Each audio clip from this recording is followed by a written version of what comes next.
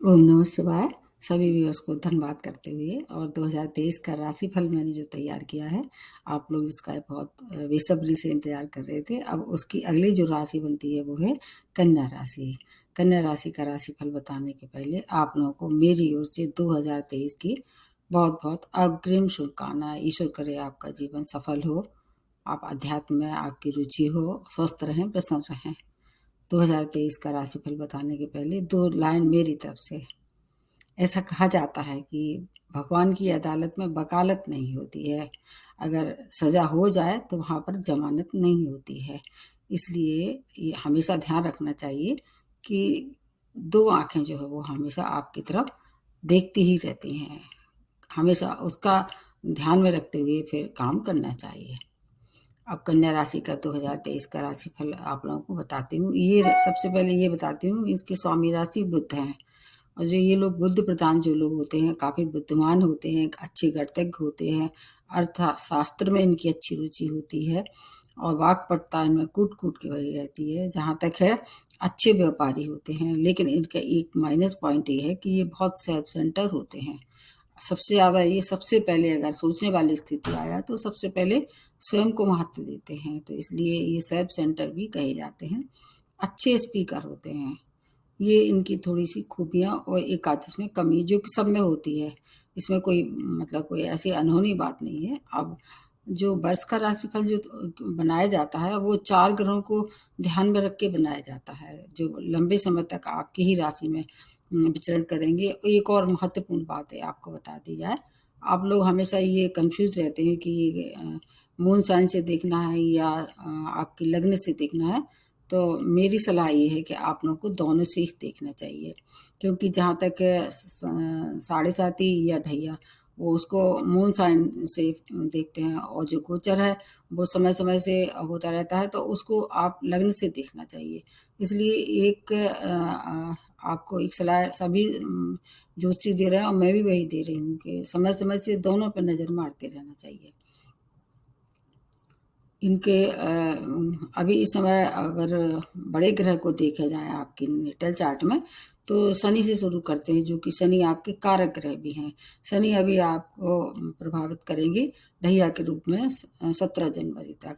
उसके बाद फिर ये अपनी राशि बदल के आपके 6 भाव में आ जाएंगे। तो अभी आपके पंचम भाव में थे, उसके बाद 6 भाव में आ जाएंगे। तो अगर एक मूल त्रिकोण और एक 6 भाव, दोनों ही इनके कारक भाव हैं। वैसे भी जो कन्या राशि वाले हैं इनके स्वामी राशि बुध है, शनि की इनकी से परम मित्रता है। तो दोनों ही स्थितियों में शनि आपको हानि नहीं पहुंचाएंगे, बल्कि जाते आते ढैया जो है जितना दे सकते हैं, जाता हुआ शनि काफी को धन देता है।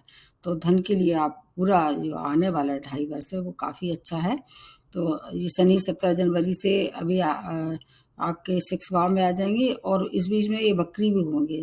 वो जून में होगा, तो उसके लिए मैं आपको अलग से बताऊंगी, इसमें नहीं बता रही हूँ। लेकिन अभी और जो बृहस्पति है वो आपके 7वें भाव में जो हंस नामक पंचमा पुरुष है उसका निर्माण कर रहे हैं। ये 22 अप्रैल तक रहने वाले हैं, 22 अप्रैल 2023। उसका वीडियो मैंने बहुत दिन पहले डाल दिया था आपको यूट्यूब में। आपने नहीं देखा हो तो देखिए। आप एक भाग्यशाली राशि में है, क्योंकि ये केंद्र भाव है, ऊपर से हंस नामक जो पंचमा पुरुष है और उनकी जो दृष्टियां हैं बृहस्पति की, उनके वजह से आपको कुछ फायदे हुए होंगे और ये आगे अप्रैल तक होते रहेंगे। उसके बाद फिर ये अपनी राशि बदल के आपके अष्टम में आ जाएंगे और वहां पर राहु पहले से भी विद्यमान है। आप लोगों को मालूम होगा कि राहु अभी चल रहे हैं मेष राशि में और केतु चल रहे हैं तुला राशि में। ये अपनी दोनों छाया ग्रह जो है 29 अक्टूबर से अपनी राशि बदल लेंगे और मतलब 2023 अक्टूबर से, और फिर ये अपनी वक्री चाल से अपनी पिछले वाली राशि में प्रवेश करेंगे। तो इस तरह से राहु आपके आ जाएंगे 7वें भाव में और केतु आपके आ जाएंगे लग्न में। तो वो स्थिति थोड़ी सी आपके लिए उतनी अच्छी नहीं होगी जितनी कि अभी है। हालांकि गुरु और राहु मिलके गुरु चांडाल युग का निर्माण कब करेंगे, ये जब 22 अप्रैल को गुरु आ जाएंगे आपके अष्टम भाव में। तो ये जो लंबे समय तक रहने वाले ग्रह, ये इन्हीं के आधार पर पूरे वर्ष का सार जो होता है, सार मतलब सार या संक्षेप में जिसको कह सकते हैं। बाकी इस कम कम समय में जो राशियां बदल लेते हैं उनका तो हर महीने का मैं आपको बता देती हूँ। ऊपर से जो बीच बीच में जो और वक्रता की या मार्गीय अवस्था या जिस तरह से और गति की अगर कोई स्थिति में परिवर्तन होता है हर एक ग्रह के लिए बता ही देती हूँ। अब इसके आधार पे मैं थोड़ा 3-4 लाइनें शॉर्ट में बताऊंगी, उसके बाद फिर आपको अलग अलग सेक्टर के हिसाब से बताऊंगी।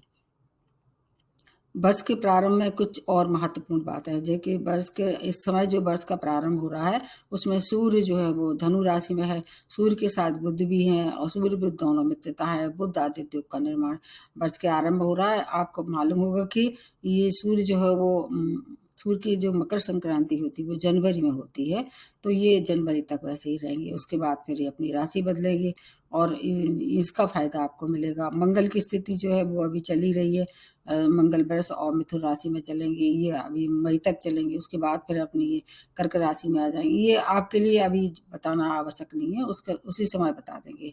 अब उसके आधार पे आपको क्या क्या फायदे कराने वाले हैं। जब तक गुरु आपके 7वें भाव में है, जब तक आपके लिए विवाह के प्रपोजल आ सकते हैं, हो सकता है विवाह भी हो जाए इन दिनों। और जब तक आपके ये जो और ग्रह जैसे कि आपके पंचम भाव में वो शनि चल रहे हैं, तब तक आपको संतान संबंधी कोई अच्छी सूचना मिल सकती है, हालांकि क्योंकि कारक हैं और ये मूल त्रिकोण है। संतान की कोई समस्या थी उसमें आपको कुछ सॉल्यूशन मिल सकता है। केतु आपके जब 2nd भाव में है तो धन संपत्ति का लाभ थोड़ा अड़चनों के साथ मिलेगा, लेकिन मिल जरूर सकता है। आपकी वाणी को ये जरूर कड़वा कर देंगे और कोर्ट केस में अगर आप इन्वॉल्वमेंट था तो आपको इसमें बाद में फायदा होगा, जबकि शनि आपके 6 भाव में आ जाएंगे। ये थोड़ी सी मिला जुला जो है स्थिति सबसे अच्छी आपके लिए है। अगर बेस्ट कही जाए तो गुरु की स्थिति है, और गुरु आपको व्यापार में, आपके वैवाहिक संबंध में और आपके अगर अविवाहित है तो विवाह में और दूर की यात्राएं, ये सब आपके लिए अप्रैल तक के लिए समय, इसका लाभ आपको लेना ही चाहिए। ये स्थिति बहुत अच्छी है और उसके बाद का स्थिति फिर थोड़ी सी अलग हो जाएगी। गुरु चांडाल योग के लिए मैं बता देती हूँ, बाद में भी बताऊंगी, अभी भी बता रही हूँ। फिर अष्टम भाव जो एक्टिवेट हो जाएगा, इधर फिर इनकी दृष्टियों का भी आपको अनुमान लगाना चाहिए। गुरु की दृष्टियां आपके लिए बहुत सुखद रहने वाली हैं। ये 22 अप्रैल तक की स्थिति है। उसका वीडियो मैंने गुरु का जो मार्गी वाला जो वीडियो है वो डाल दिया है, आप उसको देख लीजिए। अब आ जाते हैं अलग अलग सेक्टर के लिए बताने की कोशिश करते हैं। जैसे हेल्थ और एनिमी और प्रतियोगिता के लिए एक ही भाव होता है, 6 भाव जिसको कह सकते हैं। तो इनमें आपको 6 भाव से क्या है आपका, अभी तो ये 6 भाव एक्टिवेट नहीं हो रहा, लेकिन 17 जनवरी के बाद ये एक्टिवेट हो जाएगा। तो आपको क्या है, 17 जनवरी के बाद शनि की स्थिति अगर अच्छी है और आपको सुफल दे रही है तो शत्रु परास्त होंगे, प्रतियोगिता में सफलता। और अगर आप किसी भी तरह से आप त्वचीय रोग से परेशान थे या पेट के रोगों से परेशान थे तो उसमें वृद्धि दिखाई दे रही है। रोगों के लिए अच्छा नहीं है, लेकिन बाकी चीज़ों के लिए बहुत अच्छा है। इसके अतिरिक्त अगर जब आपके स्वामी राशि बुध हैं, वो अप्रैल में ही अगर 6 भाव में आ जाएंगे भ्रमण करते करते, जो तो वो उस समय भी थोड़ी सी त्वचा रोग की परेशानी हो सकती है, आत्मबल में कमी दिखाई दे रही है। इसके लिए आपको क्या करना है, मैं रेमेडी सबसे बाद में बताने वाली हूँ। और उसके बाद जब 17 जून के बाद शनि वक्री हो जाएंगे तो आपको फिर और ज़्यादा परेशानी होगी, विपरीत राजयोग का निर्माण होगा। लेकिन इससे आपको विपरीत परिस्थितियों से जूझने के बाद भी सफलता आपके ही पक्ष में आने वाली है।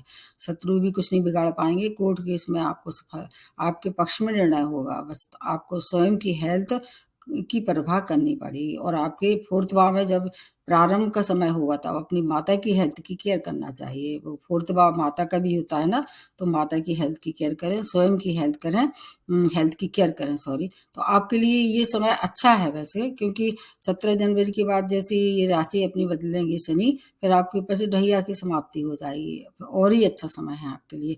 तब तक थोड़ी सी आप शांति बनाए रखें, धैर्य से काम लें, खाने पीने का आप कंट्रोल करें, अपने जो भी खाते हैं बाहर का खाना ना खाएं, एक्सरसाइज करें और अगर हो सके तो योगा प्राणायाम करें। हेल्थ आपके काबू में रहेगी। कोई बड़ी बीमारी नहीं दिखाई दे रही है इस समय, ऐसा कहा जाता है। आयु की भी कोई खतरा नहीं है, आपको आयु की भी वृद्धि दिखाई दे रही है, तो आपके लिए समय बहुत अच्छा है। हेल्थ को लेके, मतलब घबराने की तो बिल्कुल भी आवश्यकता नहीं है। अब आ जाते हैं आपकी स्टूडेंट और चिल्ड्रन और एजुकेशन। ये आपके 5th भाव से देखते हैं। 5th भाव आपके, अभी शनि जब तक मैंने बताई कि 5th भाव में है, तो संतान की तरफ से जो भी समस्याएं थी उनके लिए थोड़ा सा व्यवधान आएगा, लेकिन आपको सौगातें देंगे। अगर स्वयं की इच्छा में व्यवधान आ रहा था, थोड़ा सा व्यवधान जरूर कराते हैं शनि। शनि का नेचर है थोड़ा सा डिले करा के और फिर आपको देते हैं। शनि का काम ही है शनै शनै, तो व्यवधान तो देंगे, लेकिन फिर भी आपको घबराना नहीं है और धैर्य से आगे बढ़ना है। हायर एजुकेशन के लिए अगर आप स्टूडेंट हैं, बाहर जा सकते हैं, विदेश से या घर से दूर जाके आपको अच्छी सफलता मिलेगी। लॉन्ग डिस्टेंस जर्नी कर सकते हैं, देश विदेश की हो सकती हैं। और आपके 5th भाव से शेयर मार्केट को भी देखते हैं। शेयर मार्केट में भी अगर आप चाहे रुचि रखते हैं तो उससे भी आप पैसा कमा सकते हैं। धर्म कर्म में रुचि बढ़ेगी आपकी, और अगर आप कोई कंपटीशन फेस कर रहे थे तो आपको सफलता मिलनी दोनों स्थिति में, जब 5th भाव में है और 6th भाव में है। स्टूडेंट के लिए समय अच्छा है। अगर आप टेक्निकल फील्ड से जुड़े हुए हैं, आईटी फील्ड से जुड़े हुए हैं, या इस तरह से कोई आपने अप्लाई किया था, अभी आपका एडमिशन मिलने वाला था, आपको अच्छी संस्था में, अच्छे कॉलेज में एडमिशन मिलेगा। 5th भाव एक्टिवेट हो जाएगा और उसके बाद 6th भाव से भी आपको, क्योंकि 6th भाव शनि के लिए कारक मानेंगे, आपकी मतलब जो राशि है उसके भी मित्र है। तो दोनों स्थिति में शनि आपको बहुत सारे बदलाव देंगे। जो आप चाह रहे हैं, आपके मनपसंद जगह आपको एडमिशन मिल सकता है। अब 5th भाव से और चीजें भी देखते हैं, जैसे प्रेम प्रसंग देखते हैं, वो आप अगले सेक्टर में बताऊंगी उसको मैं। अब आ जाते हैं आपके कैरियर के लिए कैसा रहने वाला है। कैरियर के लिए, कैरियर में कार्य क्षेत्र में बदलाव दिखाई दे रहा है। आपको निश्चित रूप से कुछ चेंज करना चाहिए और वो आपके लिए पॉजिटिव होगा। आपको विदेशों से नए नए अवसर प्राप्त होने वाले हैं। अगर आप जॉबलेस थे तो 17 जून के बाद लगभग, जब ये वक्री हो जाएंगे शनि, तो आपको नए जॉब की भी प्राप्ति होगी। जॉब में प्रमोशन ड्यू था तो प्रमोशन भी हो सकता है। इंक्रीमेंट नहीं लग रहा था, बहुत दिन से परेशान थे, तो वो इंक्रीमेंट भी लग सकता है।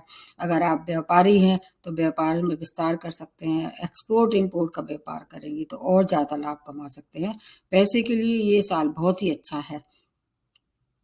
आपके करियर में दिन दूनी रात चौगुनी तरक्की होने वाली है। और अगर आपके नेटल चार्ट में बुध की और मंगल की स्थिति भी अच्छी है तो आप ऐसे जगह काम कर सकते हैं, जैसे कि मैनेजमेंट है आपका, और सेल्स है, सेल्स का जो डिपार्टमेंट है, आईटी सेक्टर है, बैंकिंग सेक्टर है। इन सब में आपका, अगर आपने अप्लाई किया था या वहाँ काम कर रहे हैं, तो वो आप अपार सफलता दिखाई दे रही है। बॉस से आपकी बहुत सराहना होने वाली है। आप चाहें, आपको मन पसंद सीट भी मिल सकती है, मतलब उच्च पद की प्राप्ति हो सकती है, और उच्च पद अधिकारियों से आपकी अच्छी साठ गांठ होगी। इस समय आपके लिए भी समय कैरियर के लिए भी बहुत ही अच्छा है। उस समय विशेष तौर से जब वक्री हो जाएंगे शनि, उसका वीडियो मैं दोबारा बताऊंगी आपको, क्योंकि जब कोई ग्रह वक्री हो जाता तो उसके प्रभाव में थोड़ी सी तेजी आ जाती है। इसलिए शनि फिर आपको बहुत सारी चीज़ों की सौगात देंगे। बहुत सी उपलब्धियों के साथ जो है वो आपको रिजल्ट मिलने शुरू हो जाएंगे। अब आ जाते हैं आपका वैवाहिक और वैवाहिक जीवन और प्रेम प्रसंग में क्या क्या आपको मिलने वाला है। जब तक 22 अप्रैल तक गुरु आपके सप्तम भाव में है, विवाह के बहुत अच्छे योग बन रहे हैं। अगर पहले से अगर आपके नज़र में कोई रिश्ता था या आप प्रेम में थे, तो प्रेम प्रसंग भी विवाह में पंडित हो सकते हैं। लेकिन उसके बाद का समय, जब गुरु अपनी राशि बदल के आपके 8th भाव में आ जाएंगे, राहु के साथ आ जाएंगे, फिर उतना अच्छा संयोग नहीं जुड़ रहा है। इसलिए अगर आपको मतलब है ऐसी इच्छा है शादी करने की, और अगर अच्छे प्रपोजल आ रहे हैं, तो अच्छे एक जीवन साथी की, एक ऐसे जीवन साथी की तलाश खत्म हो जाएगी 22 अप्रैल तक, जो आपके लिए जीवन भर आपका साथ देगा हर तरह से, और बुद्धिमान भी होगा वो। उसके बाद का समय उतना अच्छा नहीं है। और गुरु चांडाल योग का जो निर्माण आपके अष्टम भाव में होगा, और चीज़ों का फायदा होगा, क्योंकि बृहस्पति वहाँ पीड़ित हो जाएंगे। तो आपको जो रिश्ते हैं उसके पहले मतलब जो चल रहा था, अगर आप वैवाहिक संबंध मतलब है आपके, आप मैरिड हैं मतलब कह सकते हैं, तो वहाँ फिर एडजस्टमेंट की आवश्यकता पड़ेगी। वैवाहिक संबंध खराब हो सकते हैं। और अगर आप अपने जीवन साथी से मिलके कोई व्यापार कर रहे थे, तो उसमें भी थोड़ा-सा ध्यान रखना पड़ेगा। वो भी ज़्यादा अच्छा नहीं रहने वाला है, क्योंकि ये समय फिर आपके लिए प्रतिकूल हो जाएगा। एडजस्टमेंट करके चलना चाहिए, किसी भी बात को तूल ना दें, क्योंकि 6th भाव में जब शनि आ जाएँगे तो वो आपको उकसाएँगे। कोर्ट केस कर दो, किसी से लड़ाई झगड़ा कर लो, मतलब अपने रिश्तों में खटास आ सकती है, उसका आपको स्वयं को ध्यान रखना है। परिवार में कलेश का वातावरण उत्पन्न होगा, आपको ध्यान में रखना होगा। और अगर और चीज़ों को अगर देखें जाए परिवार में, जैसे मित्रों से थोड़ी-सी अनबन हो सकती है। आपके घर के जो रिश्ते हैं वो आपसे नाखुश हो सकते हैं, घर के परिवार के लोग विशेष तौर से। माता की हेल्थ खराब हो सकती है, उनसे संबंध खराब हो सकते हैं, उसका आपको ध्यान रखना होगा। प्रेम प्रसंग में भी अड़चनें आ सकती हैं। बाकी संतान के लिए बहुत अच्छा समय है। संतान के लिए पूरा वर्ष संतान प्राप्ति के लिए, संतान की उन्नति के लिए ये समय बहुत ही अच्छा है। उसका लाभ आप ले सकते हैं, लेकिन अगर हो सके इस समय तो अपने आप को इन्वॉल्वमेंट कहाँ बढ़ाएँ, आपकी धर्म कर्म में, गुप्त विद्या में, जैसे कि ऑकल्ट साइंस है, एस्ट्रोलॉजी है, या और इस तरह से गुप्त विद्या में अगर आपकी रुचि आप बढ़ा सकते हैं। मेडिटेशन, क्योंकि अष्टम भाव क्या है आपके, अष्टम और 12th भाव, इधर 6 भाव, ये 3 भाव एक्टिवेट हो रहे हैं। और ये भाव किसके कहलाते हैं? अध्यात्म के, धर्म के। अगर अध्यात्म और धर्म से जुड़ के कोई कार्य करते हैं, जैसे धार्मिक आयोजन करते हैं, सामाजिक अगर आप कार्य में इन्वॉल्वमेंट होता है, उनके साथ मिलके कोई धर्म कर्म के काम करते हैं, जो कि आपके नेटल चार्ट में इस वर्ष दिखाई दे रहा है, व्यय की थोड़ी-सी अधिकता होगी और अच्छे कामों पे होगा। चाहे आप किसी की सहायता कर दें, स्टूडेंट की सहायता भी कर सकते हैं। अगर कोई ऐसी कन्या है जो कि विवाह योग्य थी, उसका परेशानी आ रही थी उसके मतलब माता-पिता को, तो उसमें भी कुछ आप अपनी तरफ से योगदान कर सकते हैं। फिर आपके लिए जो खर्चे हैं वो सही जगह हो जाएँगे, इसलिए आपको ध्यान रखना होगा कि खर्चे कहाँ करना है। अगर ये सब आप करते हैं तो आपके खर्चे भी होंगे और उनका पुण्य भी आपको प्राप्त होगा। वैसे एक बात मानी जाती है कि जो भी काम करते हैं इस तरह का पुण्य के लिए, और ऐसे अपने मन में ऐसी भावना लेके नहीं करना चाहिए, नहीं तो उसका जो लाभ है, उसका जो पुण्य है वो कम मिलता है। तो आपके लिए ये समय आर्थिक स्थिति के लिए कैसे रहने वाला है? बहुत अच्छा रहने वाला है। आर्थिक स्थिति आपकी अचानक धन की लाभ दिखाई दे रहा है। लॉटरी का, सट्टे का, अगर आपको ये शेयर मार्केट का शौक है तो 22 अप्रैल के बाद आपको बहुत सारे धन की भी प्राप्ति होगी, लेकिन बड़े इन्वेस्टमेंट से बचना है। अगर आपको करना ही पड़े तो किसी से सलाह लें, बड़े इन्वेस्टमेंट ना करें। और अप्रूव अगर हो गया है लोन तो इस समय ले सकते हैं, लेकिन अगर अप्रूव नहीं हुआ है तो उसके लिए अप्लाई ना करें। अगर आपने अभी इस समय अप्रूव कराया हुआ लोन लिया है तो आपको चुकता करने में दिक्कत होगी। और जहाँ तक है, जब आपकी आर्थिक स्थिति सुधार हो गई होगी, अगर आप अपने रेंट से रहे थे, नया नई मतलब मकान बनवाना चाह रहे थे, नया वाहन खरीदना चाह रहे थे, तो वो उसके लिए भी समय अच्छा है। आपको बस एक बात का ध्यान रखना है कि जो भी काम करें शुभ मुहूर्त में करें। मतलब गृह प्रवेश करना है, या आपने भूमि पूजन करना है, या वाहन लेना है, तो उसका मुहूर्त ज़रूर निकलवा लें। क्योंकि जो स्थिति बनी हुई है केतु की अभी, और बाद में जो केतु की स्थिति बनेगी आपके लग्न में आने पे, तो आपको थोड़ा-सा किंचित मात्र जो है वो भ्रमित कर सकती है।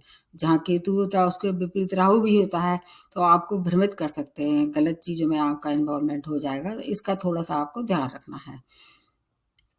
और जो भी निर्णय लेते हैं किसी भी क्षेत्र में हो, चाहे वह आपके पर्सनल हो, चाहे आपके करियर से संबंधित हो, भूमि वाहन से संबंधित हो, क्विक निर्णय ना लें, मतलब सोच समझ के लें। वैसे भी जो कन्या लग्न और कन्या राशि वाले जो होते हैं वो अनिर्णय की स्थिति में रहते हैं, इसलिए वैसे भी आप लोग जल्दी नहीं लेते हैं। लेकिन फिर भी अगर ऐसा लग रहा है, कई बार राहु केतु इतना भ्रमित कर देते हैं, आपको मौका ही नहीं देते हैं। तो किसी से सलाह ले लें। और बाकी अगर वाणी पे कंट्रोल करेंगे तो आपके रिश्ते बचे रहेंगे, क्योंकि सेकंड भाव में केतु जब तक हैं, आपकी वाणी में क्या कर देंगे, कटुता ला देंगे। ये डिटैचमेंट देते हैं केतु खास तौर से, रूखी वाणी कर देंगे। तो परिवार के रिश्तों को बचा के रखना चाहिए, क्योंकि एक रिश्ते ही तो ऐसे हैं जो आपको बुरे समय आपका समय साथ देते हैं और उनकी परख भी हो जाती है। इसलिए वाणी पे नियंत्रण रखें। परिवार के और संपत्ति के मामले में जैसे मैंने बताया कि निर्णय थोड़ा सोच समझ के लें। ये जो स्थिति आपके लिए ठीक बनी हुई है, अगर आप थोड़ा-सा विवेक से काम लें और जल्दबाजी ना करें। और दूसरी बात ये है कि किसी का दिल ना दुखाएँ, सबसे अच्छी बात है। किसी को दिल दुखाया आपने तो शनि दंडित करेंगे। खासतौर से अपने माता-पिता या ऐसे लोग जो आपको प्रेम करते हैं, उनको किसी भी तरह से हर्ट ना करें, अन्यथा आपको फिर बहुत-सा मतलब परेशानी में आ सकते हैं और शनि आपको दंडित भी करेंगे। पूरे वर्ष आपको अगर कोई परेशानी आ भी रही है, मान लीजिए, तो गणेश जी की उपासना आपके लिए सर्वोपरि होगी। आपको क्या है, उनको बुधवार को दूर्वा चढ़ाएँ, गणेश जी के मंत्र भी कर सकते हैं। ढैया है तो आपको साढ़े मतलब इस समय ढैया के प्रभाव में है जब तक, आपको शनि का भी करना चाहिए, शनि मंत्र करें। हर शनिवार को जाके कहीं दान करें, और इसके साथ-साथ गाय को हरा चारा खिलाएँ। केतु की शांति भी इस समय ज़रूरी है, क्योंकि केतु आपके अभी भी ठीक नहीं है और अगले बार फिर 29 अक्टूबर के बाद भी फिर परेशान करेंगे, भ्रमित करेंगे। तो केतु की जो शांति के लिए केतु के मंत्र कर सकते हैं, किन्नरों को दान कर सकते हैं, पढ़ने-लिखने वालों के जो स्टूडेंट हैं, उनकी हर तरह से जितनी आपकी जिस योग आप हैं, उनकी मदद करते रहें। आपके लिए बहुत अच्छा समय है, थोड़ा अगर इतना आप कर लें तो कोई परेशानी नहीं है। ये 2023 जो है वो सबके लिए अच्छी-अच्छी उपलब्धियाँ लेके आ रहा है। तो एक बार पुनः आने वाले वर्ष की बहुत-बहुत शुभकामनाएँ। नमस्ते और धन्यवाद।